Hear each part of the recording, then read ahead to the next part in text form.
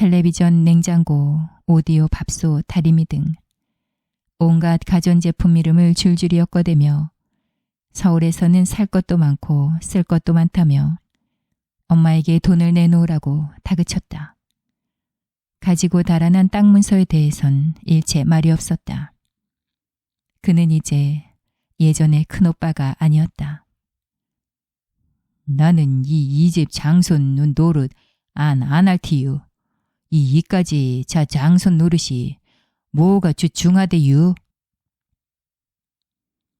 저렇게까지 비은하다니 필시 요사 덩어리가 들어앉았거나 뭐에 씌운기여. 엄마는 걸태질을 하는 큰오빠를 망연히 바라보았다.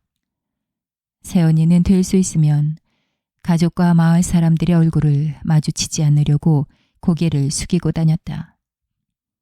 오래도록 고심을 하던 엄마는 아버지의 오동나무 괴짝을 열어 단마지기 논을 팔았다. 땅을 산 사람은 뜻밖에도 항우 아저씨였다. 돈이 돌지 않는 시골에서 갑자기 땅을 팔기란 쉽지 않은 형편에 항우 아저씨가 사준 것만도 고맙다고 엄마는 말했다. 물론 급하게 파는 만큼 제값을 다 받을 순 없었다. 제대로 받자면 언제 땅이 팔릴지 알 수 없었다. 큰오빠와 새언니를 다시 서울로 떠나보내면서 엄마가 당부했다. 너희들 뜻이 정 그렇다면야 오치게 하겄냐. 이왕 살림을 놨으니 아무쪼록 넓은 시상에서 너희 둘이나 재미지게 원 없이 한번 살아보거라. 울음을 삼키는 엄마의 목소린 처연했다. 차에 올라타기 전 새언니는 행운을 가져다 준다는 네잎클로버 모양의 반지를 내 손가락에 끼워주었지만 커서 겉돌았다. 나는 트럭에 실려 나가는 이삿짐과 그들의 뒷모습을 바라보며 멍하니 바라보았다. 그들이 떠나간 빈자리는 허전했다. 온 집안은 폭풍이 휩쓸고 간 폐허처럼 어수선했다. 엄마의 얼굴은 혼이 쑥 빠져버린 사람처럼 하얗게 비었다. 상여가 나가는 날에도 울지 않던 엄마는 큰오빠를 보내놓고 가슴을 쥐어뜯었다. 그 뒤로 난 산소 옆에서 김을 매다가 무릎 사이로 통곡을 밀어넣는 엄마의 모습을 자주 목격했다. 나는 그런 엄마의 등 뒤에 숨어서 발로 땅을 짓이겼다. 서울로 간 지 보름 만에 큰오빠와 새언니는 비 맞은 암탉 마냥 후줄근한 모습을 한 채 맨손으로 되돌아왔다. 그들은 땅 팔아 마련한 돈과 폐물을 몽땅 도둑 맞았다는 거였다. 서울은 눈 감으면 코 베어간단 말이 맞기는 맞는 모양이었다. 몇 달 동안 잠잠했던 큰오빠가 다시 살림을 내달라고 조르기 시작했다. 그는 갈수록 억지를 부렸다. 보다 못한 불독 오빠가 냅다 고함을 쳤다. 큰성님, 제발 정신 좀 차리세요. 야, 큰아들 노릇 똑바로 하라고요. 성은 정시집 장손이여요. 장손 알으유. 불독 오빠의 답치기에 큰오빠가 눈을 부릅떴다. 니까놈이 뭘 안돼요. 어린 놈이. 내 애간장 타는 걸 모르면 가만히나 있어. 강다짐을 하는 큰오빠에게 불독 오빠도 질세라 대들었다. 나이값을 좀 허서유. 각시 하나도 제대로 다스리지 못해 그 손에 노란하는 사내가 어디 대장부랍디요. 불알만 달랑 달고 댕기면 장땡인기요. 불독 오빠는 새언니를 노려보았다. 새언니는 그의 눈길을 피해 어깨를 떨구었다. 불독 오빠의 그런 반항적인 태도가 다소 황당하긴 했지만 부쩍 어른스럽게 보였다. 큰오빠는 달려들어 불독 오빠를 때릴 기세였다. 불독 오빠도 어디 한번 쳐보라고 맞버팀을 했다. 끝내 큰오빠가 불독 오빠의 멱살을 틀어쥐었다. 여러 차례 뺨과 어깨 축지를 맞고 발길질을 당한 불독 오빠였지만 차마 큰오빠에게 대들지는 못했다. 분을 못 이겨 두 주먹을 부르짖던 불독 오빠가 갑자기 장독으로 획 내달았다.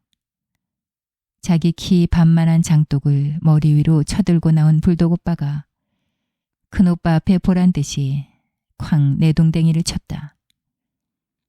장독이 산산조각이 나면서 밑바닥에 조금 남아있던 간장이 흘러나와 냄새가 진동했다. 큰오빤 작대기를 들고 불독 오빠에게 달려들었다. 어느새 불독 오빠 손에는 낫이 들려 있었다. 나는 말려야 한다고 생각을 하면서도 한 발짝도 움직일 수가 없었다. 나는 목청을 높였다. 시방 왜 이러는 기여. 정신을 차리야요. 모두 미쳤다고. 내 말은 입속에서만 뱅뱅 돌았다. 이 집안이 온전히 나만 내려면 큰 성이나 지나 어지야유. 아버지가 왜 돌아가셨는 줄 알긴 아류. 어머니도 지레 돌아가시겠구먼유. 불독 오빤 씨금벌떡거렸다. 엄마의 엄한 꼬지람에 그가 가까스로 진정하고 낯을 놓았지만 큰오빠에게 빌라는 말은 들은 채도 않고 횡하니 밖으로 나가버렸다. 새언니는 병든 암탉처럼 목을 움츠리고 서 있을 뿐이었다. 큰오빤 여전히 서울행을 단념하지 않았다. 불독 오빠의 으름장에도 별 효력이 없었다. 오빈이 공부 가르쳐준값 내놓으라니께유. 눈 높은 핵교과장 보내는 게 뭔 죄라나유. 지금은 후에 막심이구먼유. 큰오빤 마치 자신이 못 배워서 새언니가 마음을 안 준다는 듯이 원망을 했다. 큰오빠의 가슴 속에 사는 한 마리 짐승이 날마다 기승을 부렸다. 느닷없이 밥상을 뒤엎고 울부짖으며 괴성을 질렀다. 그런 큰오빠에게 불독 오빤 사정없이 맞부딪혔다. 그까지 불알은 뭐하러 달고 댕기는지 몰라 개나 주지 씨팔. 그게 무슨 말버릇인게요. 아버지나 다름없는 큰 성한티. 성도 성 나름이요. 똥인지 오줌인지 분간을 못하면 사람 새끼도 아니듣기. 불독 오빤 거침없이 내뱉었다. 서울 타령과 함께 큰오빠의 횡포는 점점 광포해졌다. 엄마는 결국 승복하고 말았다. 자식 이기는 부모 없다더니만. 엄마는 단마지게 땅을 또 팔았다. 조금씩 땅이 잘려나가는 동안 우리 집은 김 빠진 풍선처럼 쪼그라들었다. 이번엔 엄마가 직접 나서서 서울에 셋집을 얻어주었다. 문마다 쇠창살이 있는 단단한 집이라고 했다. 어머니 죄송해요. 새언니의 뽀얗던 얼굴 위엔 기미가 앉아 있었고 입술이 바짝 메말라 있었다. 한데 서울에서 잘 견디며 지내는 줄 알았던 큰오빠가 67달쯤 지나 혼자 시골로 다시 내려왔다. 그 뒤 서울을 세 차례쯤 들고 나서야 큰오빠는 아예 살림을 싣고 내려와 버렸다. 지는 서울이 안 맞아요. 그 공기도 물도 다 생리적으로 안 맞아요. 엄니, 지는 엄니 모시고 여기서 살티요. 아버님 심정을 이해할 거 같구먼요. 지는 죽어도 시골 묵기지 서울 묵기는 아니구먼요. 살아보니까 알겠더라고요. 지는 오석이 말 맞다나 정씨 집안 자 장손이잖아요. 불효자 용서하세요. 눈물 콧물 범벅으로 엎드려 비는 큰오빠에게 엄마가 물었다. 너희 처는 어떡하고 왔냐? 올 거여유. 지가 안 오고 배겨유. 두고 봐유. 그는 새언니가 온다는 말을 안 온다는 말보다 더 간절하게 했다. 그러나 그것은 큰오빠의 착각이었다. 새언니가 뱃속의 아기를 지워버렸다는 소식이 인편으로 전해져 왔고 뒤이어 이혼할 의사를 알려왔다. 엄마와 작은 오빠가 새언니 친정으로 몇 차례 찾아가서 설득하고 사정했지만 세연이는 냉갈력만 부리더라고 했다.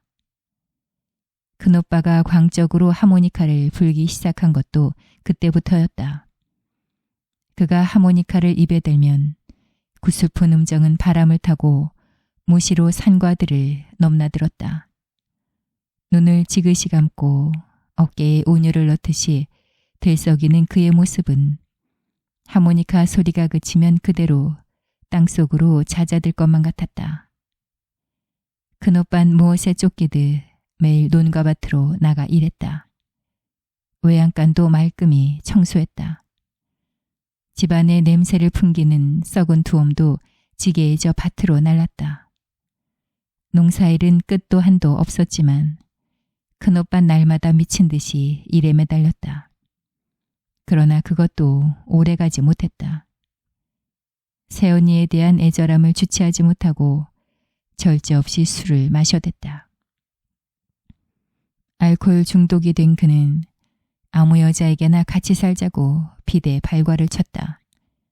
마치 딴 세상 사람 같았다. 아무 데서나 꾸부리고 등골잠을 잡고 어디서 어떻게 구했는지 여자 속옷을 날마다 하나씩 가지고 들어왔다.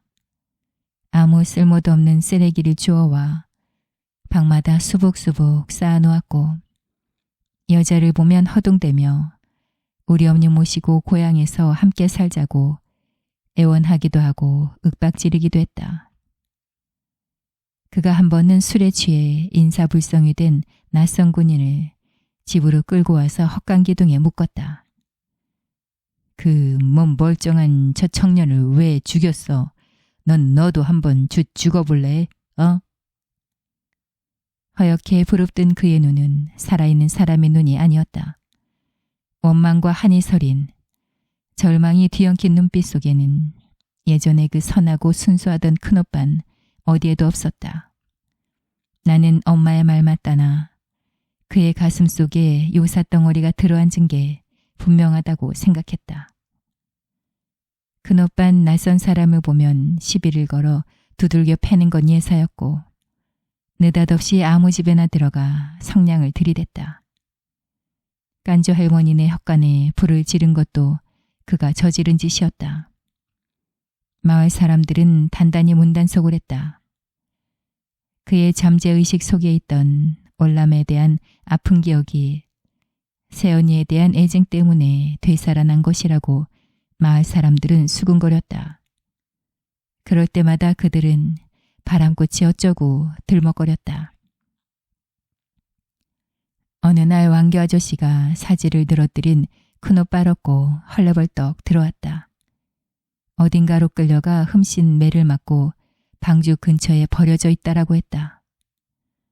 왕교 아저씨는 자기 책임을 못다한 사람처럼 안절부절했다.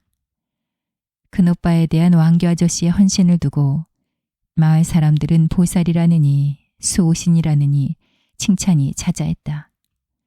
나는 그의 눈물겨운 헌신을 볼 때마다 아릿한 슬픔이 차올랐다. 어떻게 알았는지 수배자 명단에 오른 작은 오빠가 달려온 것은 기대 밖이었다. 작은 오빠의 표정은 펄었다 못해 꺼멓게 죽은 빛이었다.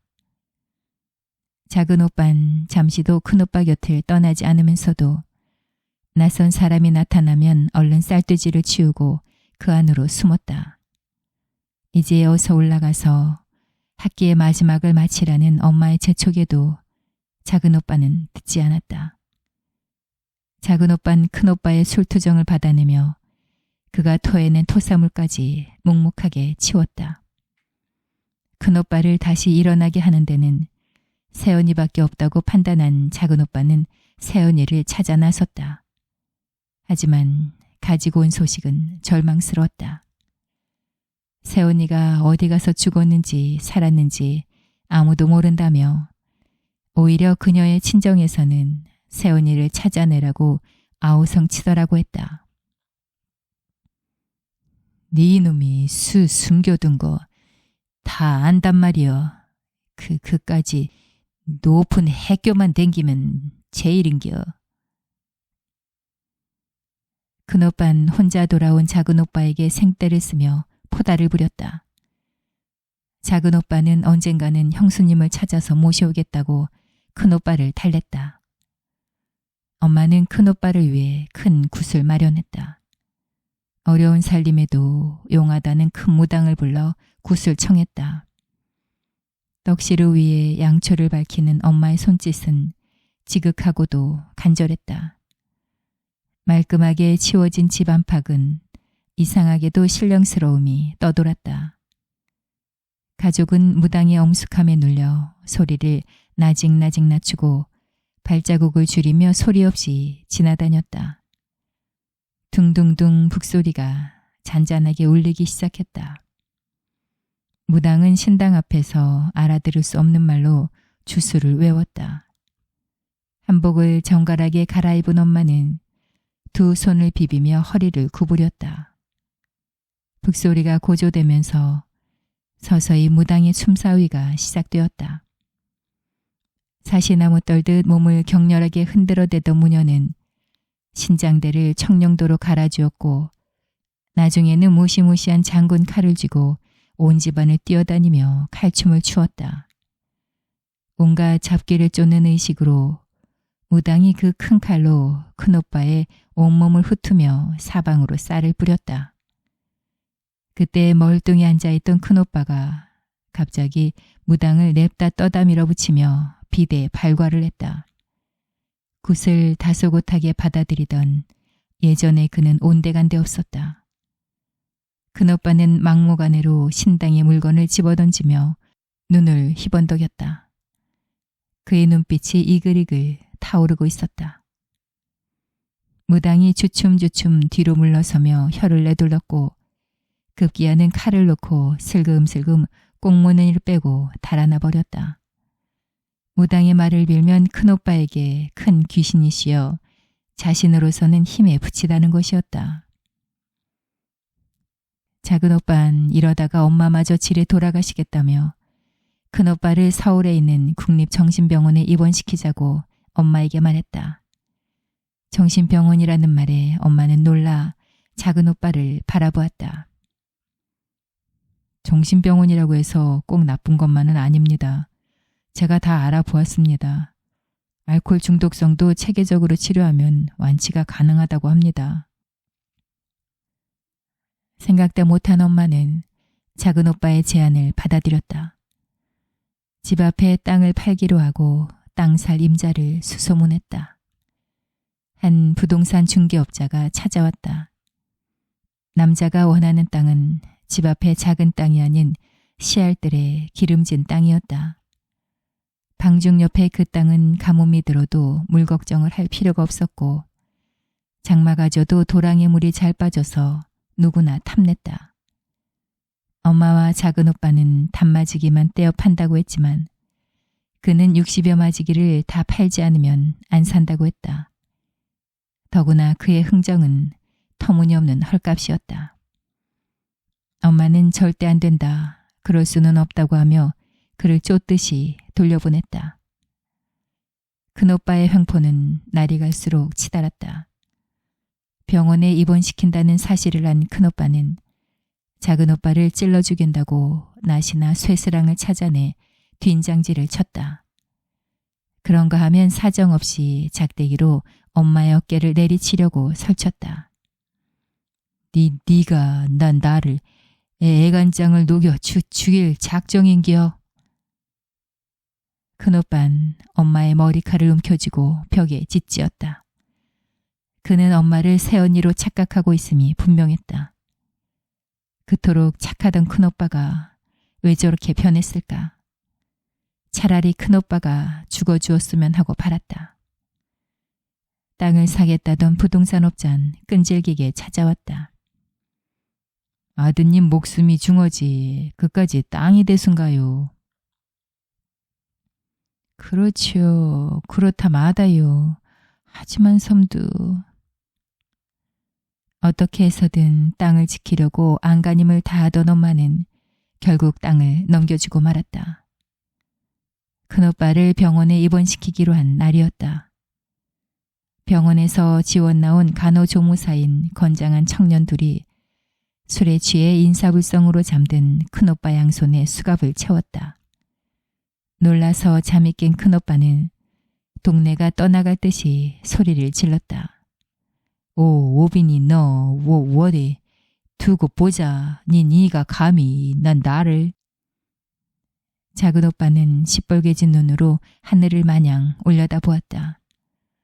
목줄띠가 오르락 내리락 하더니 끝내는 고개를 숙이고 어깨를 들썩였다.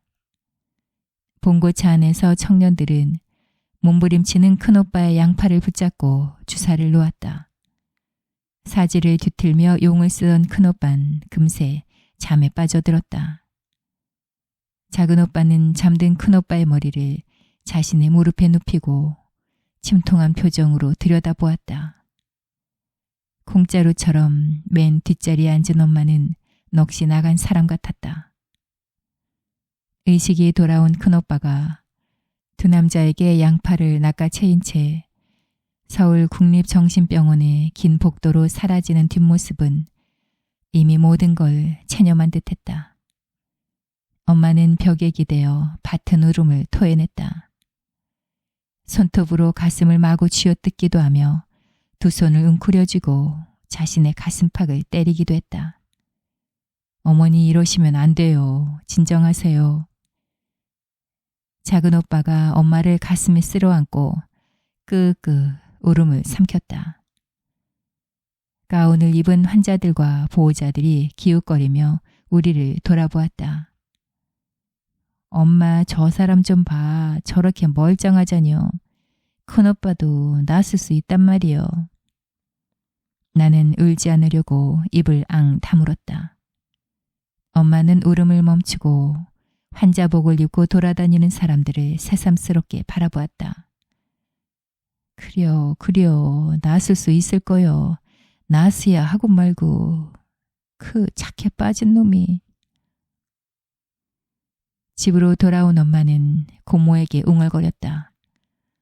다 내 잘못인기유. 허영이었네벼유. 모자란 자식이라고 지보다 나은 색시 어찌 말람배비 없지 싶어서 그거의 가슴에 맺혀서 보란듯이 사는 모습을 베이고 싶었구먼요.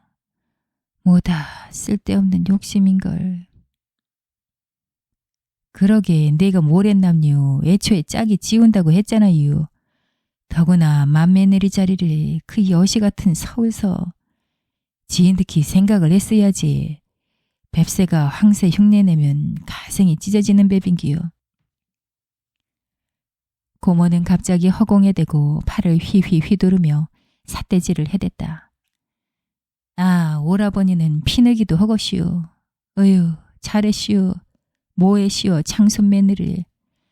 다 잘했구먼요. 큰오빠 때문에 하루도 조용할 날이 없던 집안은 너무나 적유했다. 그 적유가 때로는 무서운 고립감으로 다가왔다. 언젠간 이 집안에 나 혼자 남게 될지도 모른다는 두려움이 덮쳤다. 큰오빠를 입원시킨 뒤 1년은 고된 하루하루의 연속이었다. 한 1년만 더 치료하면 완치가 가능할 것이란 의사의 말에도 엄마는 고개를 흔들었다. 엄마는 모든 걸 체념한 듯이 말했다. 시골에서 땅을 팔아 병원빌 대기란 금강에 돌 집어넣는 격인겨. 이놈의 병원은 믿을 수가 없어. 이러다가 생사람 죽이겠다. 죽여도 내 집에서 죽여야겠다.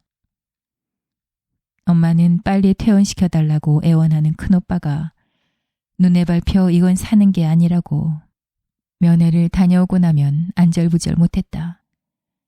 큰오빠의 병원빈 시골 땅값으로는 어림도 없었고 더 이상 팔 땅도 없었다. 집안은 이미 말라버린 대추처럼 쪼그라들어 있었다. 큰오빠를 데려와야겠다는 말에 곤혹스러워진 작은오빠는 뒷마당을 밤새 서성거렸다. 태어나고 집으로 돌아온 큰오빠는 새우처럼 웅크리고 잠만 잤다. 왕기 아저씨는 한시도 그런 큰오빠 곁을 떠나지 않았다. 엄마는 왕기 아저씨에게 쇠경도 셈해주지 못해 미안하다며 어디든지 가서 일자리를 찾으라고 했다. 그런데도 왕기 아저씨는 고개를 가로저었다. 그 무렵 작은 오빠 친구가 기별도 없이 찾아왔다. 모두 붙잡혔대. 당분간 연락이 어려울 것 같아.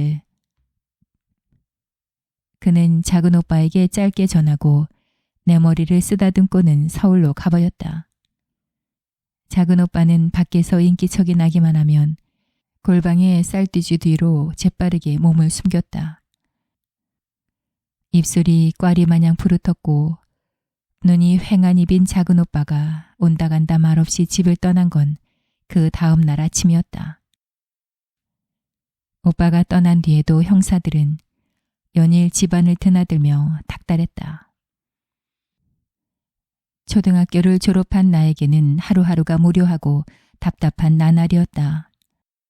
상급학교 진학을 포기할 수밖에 없는 상황이 짜증이 났고 내 반항기는 날이 갈수록 커졌다. 하차는 말 한마디에도 마음에 걸려 화를 내고 앙탈을 부렸다.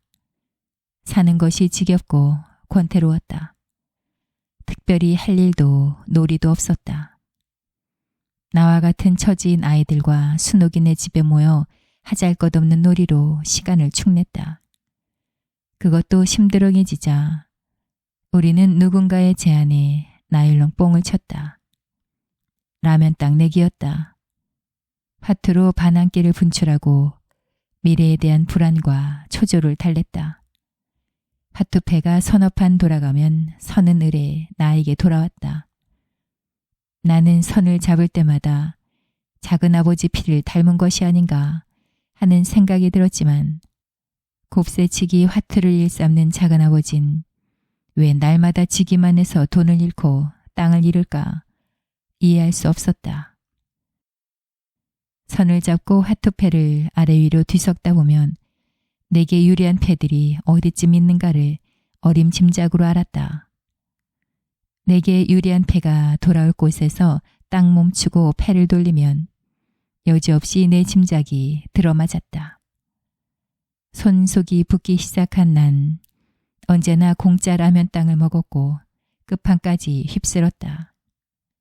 아이들은 내가 혹시 가장지를 치는 건 아닐까 해작였지만 그 꿈은 그까지 라면 땅이 있지 않았다. 나는 화투장에 그려진 두루미를 보며 마경이 어디에선가 올 소식을 기다렸고 메조에 있는 새와 팔광의 달을 보며 꿈을 키웠다.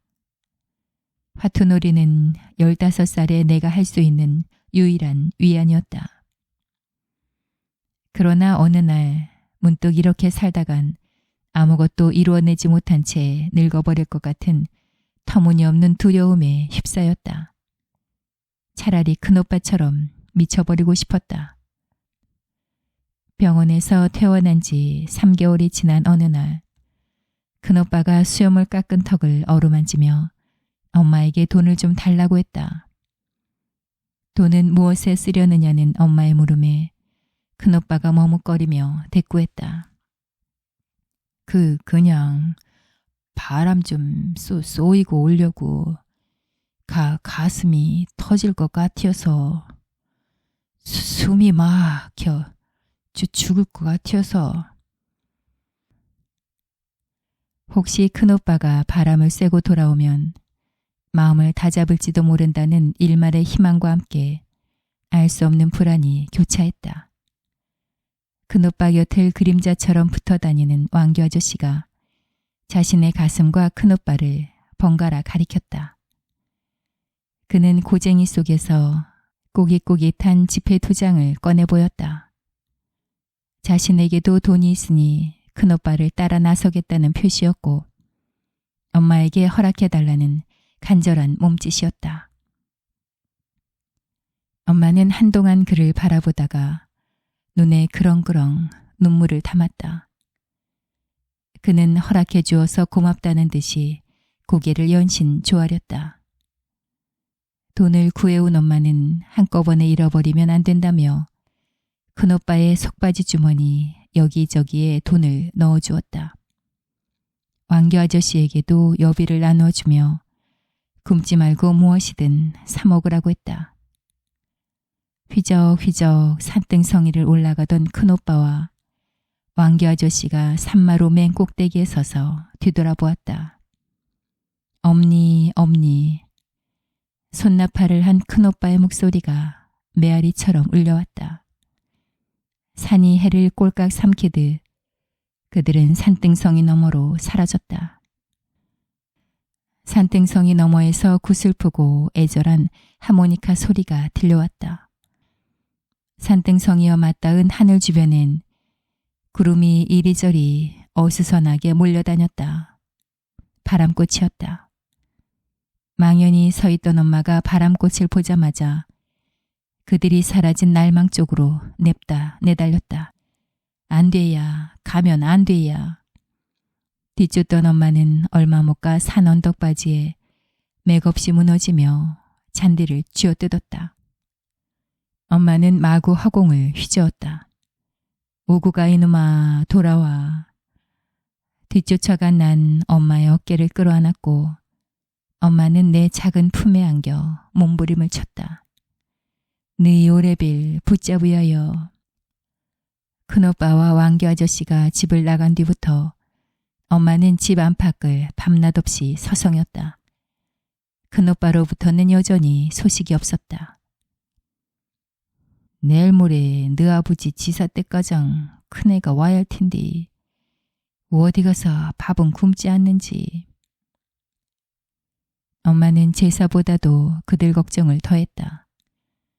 까치가 울어도 소식이 없기는 마찬가지였다.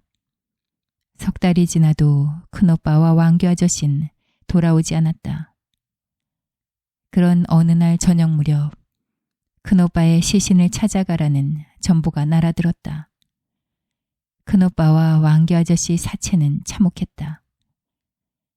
사체는 서울 귀퉁이 아파트 단지 조성 공사장으로 향하는 길가 도랑에 처박혀 있었다.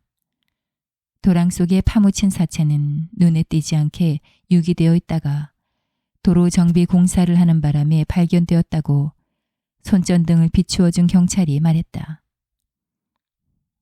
다행이요. 그나마 사체를 찾을 수 있었던 건 주민등록증이 있었기에 가능했지. 험한 죽음도 다 보는군. 경찰이 덧붙였다.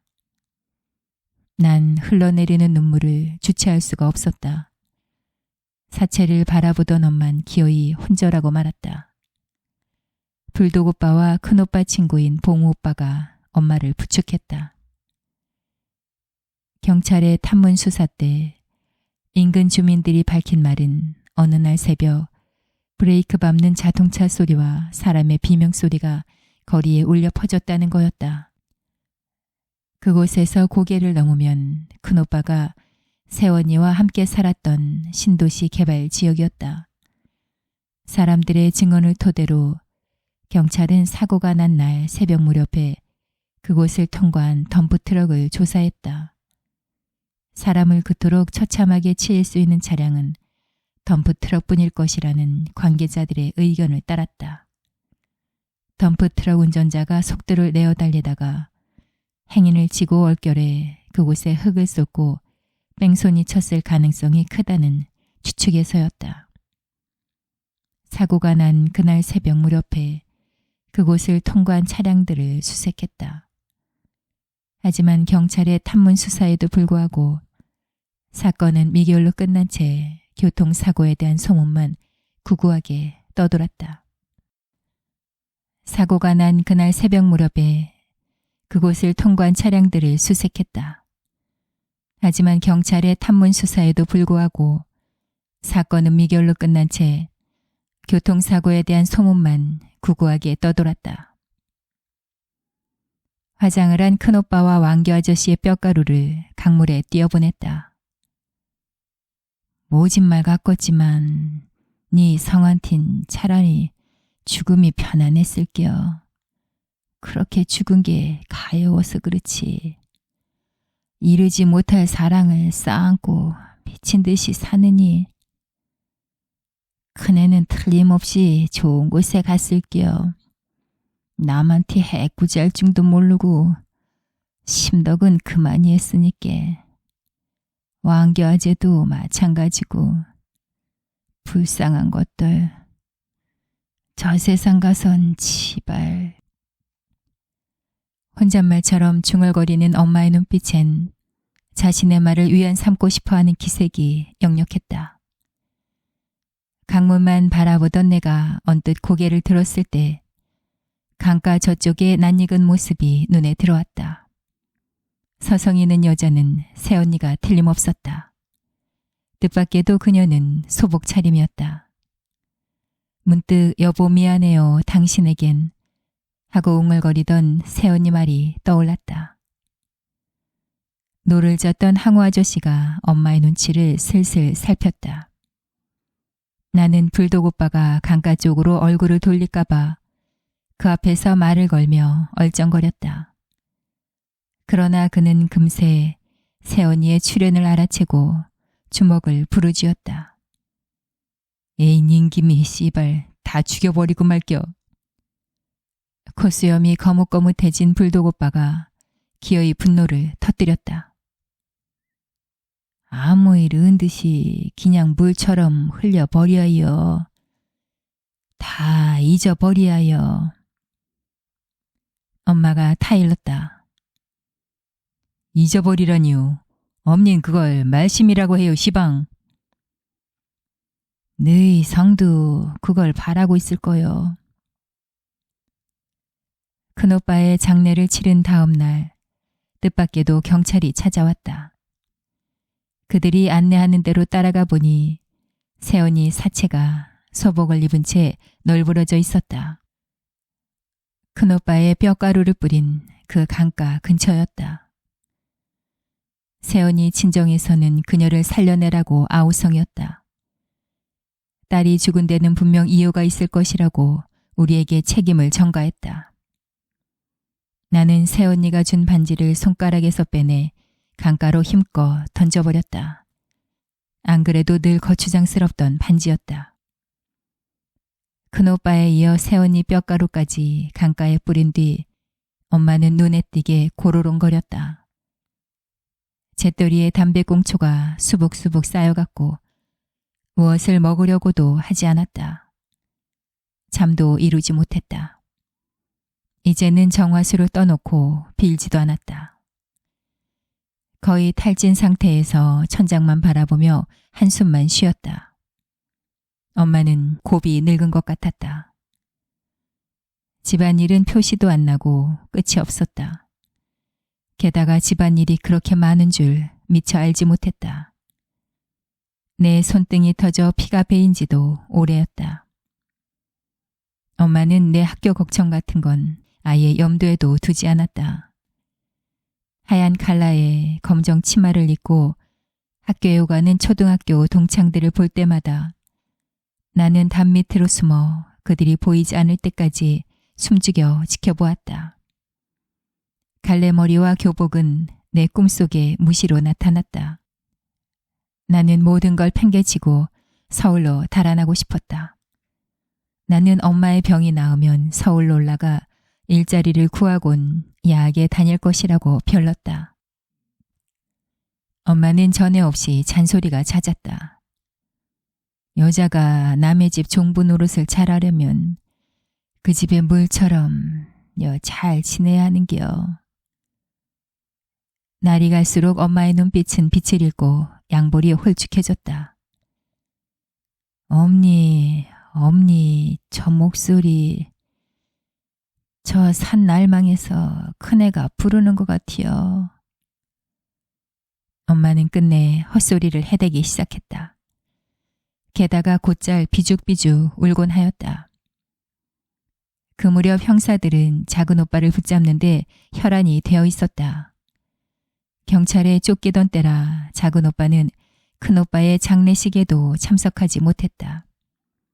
두 형사는 엄마의 눈치를 살피며 나를 밖으로 불러내서 달래고 얼렀다. 네 오빠가 어디 있는 중 가르쳐주면 죄가 가벼워져. 어서 말해봐.